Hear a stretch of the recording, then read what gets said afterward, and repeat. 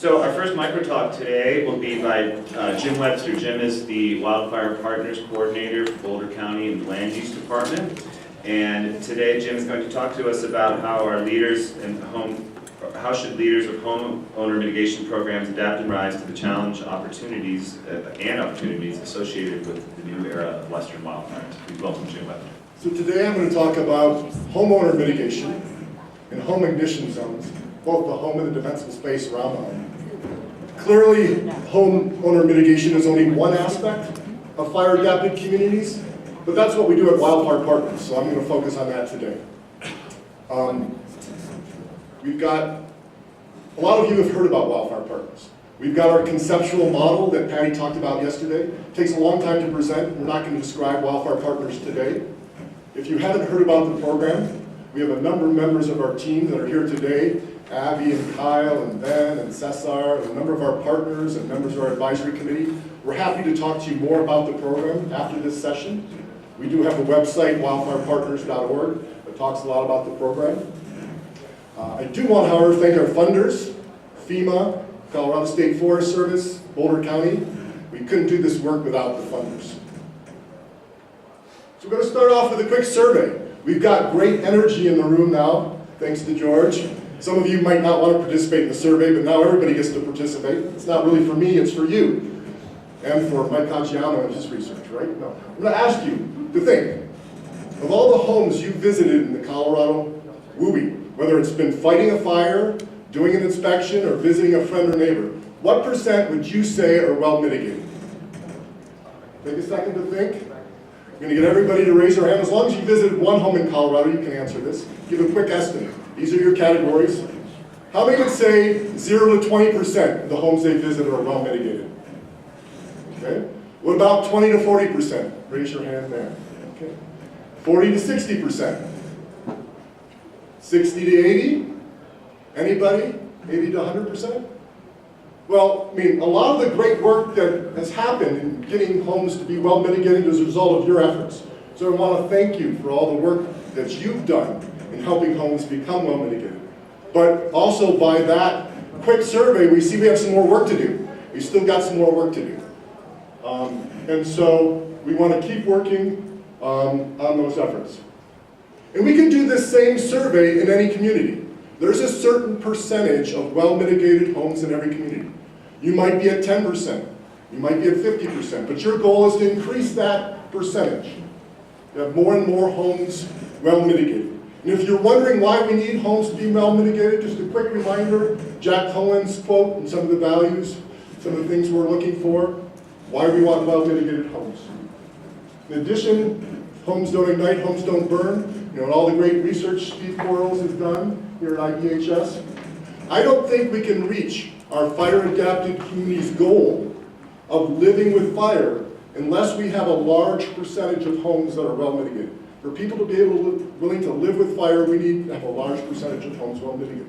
So when we come back in 10 years and do that same survey, we've got our work cut out for us to flip those numbers so we get more hands raised on a higher percentage of homes being well mitigated.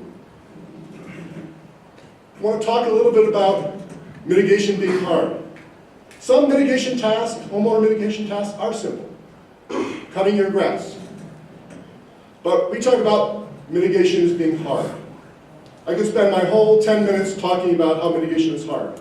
I'll refer you to a great post on Fire Adapted Communities Learning Network by David Lasky on mitigation in the Fourmile Fire. You really should read this one.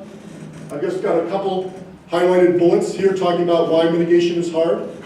Our homeowners spend an average of 80 hours to obtain a Wildfire Partner certificate, equivalent of a well-mitigated home in our program. It's a lot of work, a lot of time.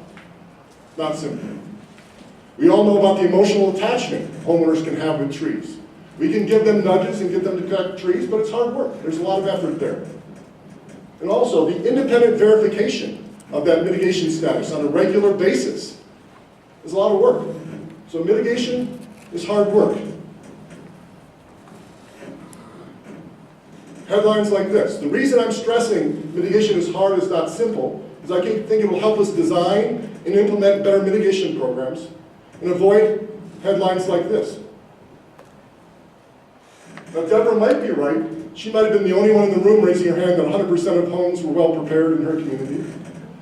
I'm going to be the skeptic here and say that might not be the case based on our quick survey. We've had the same claims in Boulder County. Some people said they've done everything. We find out that they might have done some vegetation management, but not touched the home itself. So I think it's important. If we have homeowners thinking that they're well mitigated and they're not, we have a problem. If we think of mitigation as a la carte menu, where homeowners get to pick and choose some items, just selecting dessert and forgetting the vegetables, we're going to have more headlines like this. So that comprehensive mitigation. It's great to congratulate people who've done some work, but we also got to point out the things that they haven't done, if they haven't reached that. We can work incrementally, like Patty talked about yesterday, in stages. But if the homeowner who's only halfway there thinks they're done, then we've got a problem. So, in terms of mitigation being hard and challenging, being honest about what is necessary for comprehensive mitigation is something that's important in our programs. And why independent verification, a lot of homeowners will say they've done mitigation. Independently verifying what they've done is important to know whether homes are well mitigated or not. That professional, independent verification is really a key part of Wildfire Partners. We talk a lot about responsibility. We've talked about that before. Homeowners need to be responsible for mitigation. Wide agreement on that. We talked about that in a number of sessions. Many people accept responsibility, at least in principle, maybe not in practice. Some people won't. There's some challenges. As indicated or suggested by some indications, private property rights, some people might not be willing to accept responsibility. So responsibility is important. But I want to introduce and also talk about the concept of accountability. Homeowners who are accountable for their mitigation are more likely to perform comprehensive mitigation. Not just create, but also maintain that home ignition zone with low ignition potential. There's a lot of ways to hold homeowners accountable. I'm going to talk about just a couple. Here's building codes. Local governments, we can pass codes, require new homes to be constructed with good ignition-resistant materials and defensible space. Ben and Kyle lead our regulatory program. We've been doing it since 1993 in Boulder County, and it's helped us increase the percentage of well-mitigated homes in our county. We know when we issue a certificate of occupancy, that home is well mitigated. It's a great place to start. Building codes. Molly talked about them yesterday. For me, the group that's currently on the front range, holding homeowners accountable for mitigation, insurance companies. Insurance companies are out doing a very large number of assessments and inspections on the ground, surveys.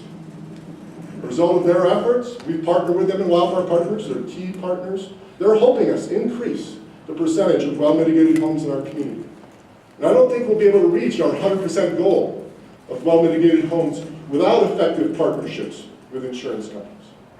They bring a lot to the table: capacity, science, understanding, resources. They're great partners. Now, I'll be the first to acknowledge the challenges of effectively integrating the insurance company's wildfire mitigation efforts with ongoing government and nonprofit. It's a big challenge. But there's opportunities there, great opportunities for the future to build upon. So really encourage us to look at ways to better partner with insurance companies. We're starting the process in Boulder County of keeping track of our mitigated homes. We're adding homes to our participation map every day. We've got 1,800 people in the program right now. Those of you who are in Pueblo heard about the Cold Springs fire. Wildfire Partners is helping us increase the percentage of homes in our community that have done mitigation. In the Fourmile fire footprint in 2010, we had 10% of the homes that had participated in county mitigation programs. In the 2016 Cold Springs fire, we had 44% of the homes participating. And all 19 of the homes that participated in the program survived. Now you should notice that I said homes participating in the program. I didn't say well-mitigated homes. We're still starting to track that process to get to that information. We've got videos online and case studies that Molly and Kelly wrote talking about the Cold Springs fire, but it gave examples of homes surviving with mitigation and their neighbors, 8 homes, that didn't. So we're starting that process, a lot more work to do. I want to conclude by just emphasizing one key strategy of Wildfire Partners: partnerships. Our partnerships with insurance companies, realtors, local businesses, and others have really helped our community. Significant benefits, those partnerships. I think these partnerships with private sector can make significant contributions in the future in Colorado. If a homeowner hears about the message from 4 different sources, that's the magic number, 4 key sources, they hear from the insurance agent, their realtor, their local hardware store, their neighbor, they're much more likely to take action. So, for us to really increase the percentage of well-mitigated homes, both efficiently and effectively, I think we don't want to work independently with low energy, right? We've got to figure out better ways sort of to come together and partner with high energy. I think I've got a minute or two, hopefully for some questions. If you're interested in these topics, our Wildfire Partners team, we've got over 12 of us here that either worked with the program or been affiliated in the past. We're happy to talk to you more, but questions that people have about Wildfire Partners and other aspects of mitigation.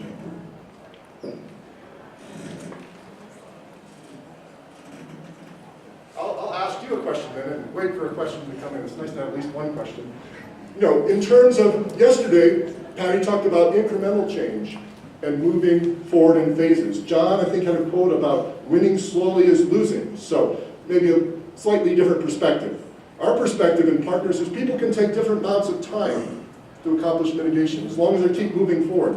Moving quickly, I think our experience is better. People are more likely, if they can keep that process going quickly, so there's some endorsement of John's quote there, but also I think working incrementally over time is also important. Questions? Where are you headed? The focus on this presentation, and I think on the program, is zone 1 and 2. Zone 2 to the property line. Where are you headed thinking now? Right. So I mentioned at the beginning that homeowner mitigation is only one part of fire-adapted communities. We talked and we saw about the era of megafires. We talked about prescribed fire. There's so many other tools and community wildfire protection plans to draw those together. In Boulder County, we're fortunate to have lots of different people working on lots of different programs. Wildfire Partners is focused on the home ignition zone. We've got 10,000 homes. We're working to increase that percentage. We've got work forever because it doesn't go away, right? Because somebody could be well mitigated tomorrow. Next year, they might drop off the list, right? So we've got lots of work in partners in home ignition zone. We recognize in the fire-adapted communities model that there's a lot of other pieces. So we have our sheriff's office, our parks and open space, our fire districts, lots of folks who are working on landscape scale restoration, prescribed fire, evacuation, all those pieces. We've divided up a little, but we recognize, we talk a lot about grassroots efforts here, that, I focused a little bit on some different strategies, but we don't have a community-based neighbor-to-neighbor programs. We have fire-adapted communities, we have Firewise communities, lots of different efforts. Saws and slaws, I'll put in plug for Cesar's session this afternoon. So there's a lot going on that you can't talk about in 10 minutes. So I did focus on the home ignition zone, but there's obviously other programs that are going on as well. How is the NUI code regulated? Or how do you enforce it? So counties can adopt codes. You can modify existing model codes. So our county every 3 years sort of modifies, and we have our individual code, and the county commissioners, county governments, cities as well, can adopt codes and then enforce those with their land use codes, building permits. Molly Maury is the expert here on our land use planning and codes, but local governments have the authority to adopt and enforce codes. So we have inspectors, we have planners, we have site plan review. You need a building permit.